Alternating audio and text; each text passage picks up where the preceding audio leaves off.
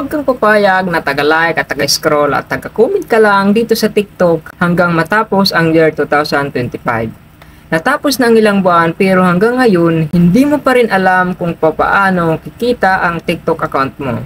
Ginagawa mo na yung follow to follow, nag-engage ka na at nag-share ka na at nag-heart sa lahat ng nagko-comment pero hanggang ngayon, hindi mo pa rin alam kung paano ka kikita dyan. Alam mo ba, sa kaka-engage mo, ilalagay ka ni TikTok sa FYP mo, pero hanggang ngayon, hindi ka pa rin kumikita. At alam mo ba na kapag ginamit mo yung sistema na ginagamit namin na ngayon na mag-copy and earn system, ay pwede kang kumita ng 20,000 up to 50,000 per month.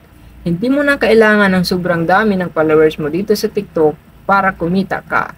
Kung gusto mong malaman kung paano, mag-heart mo lang yung video na to at i-share mo na rin at mag-comment ka ng how para maibigay ko sa iyo ang buong details at ma-prioritize kita. See you on my box and God bless.